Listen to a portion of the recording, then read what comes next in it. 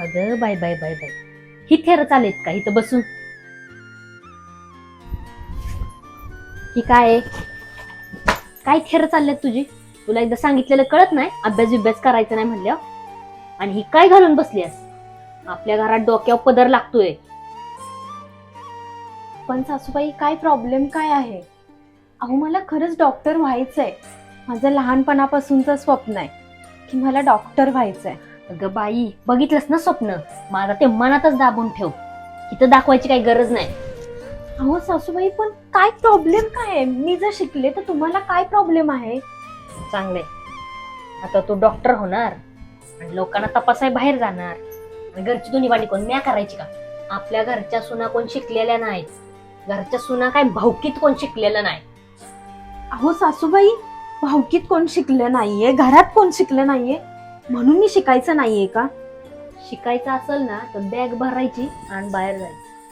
तिथं थांबायचं नाही. ते काही नाही, मी डॉक्टर होणारच आणि मी शिकणारच. तुला कळत नाही एकदा सांगितलेलं? असलीच थेर करायची होती तर माहेरात करायची होती ना, इथं येऊन कशाला करायची? बरोबर आहे. माहेरचे म्हटले लग्न झालं की सासरी कर. तुला डॉक्टर व्हायचंय ना, तर सासरी जाऊन स्वप्न पूर्ण कर.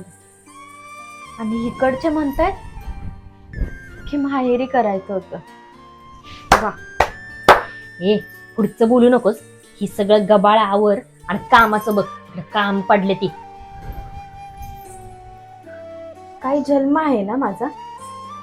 हं? तुम्ही पण एक स्त्रीच आहात, तरी सुद्धा तुम्हाला मला सपोर्ट करावा असं वाटतच नाहीये.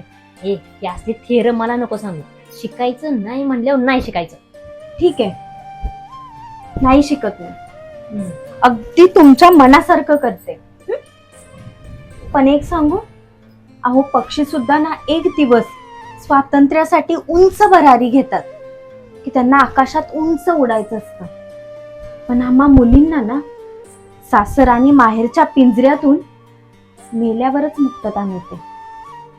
हे मात्र खरं आहे. मी का माहितीये? कारण एक बाईच बाईला समजून घेते. सात पावलांचं दारी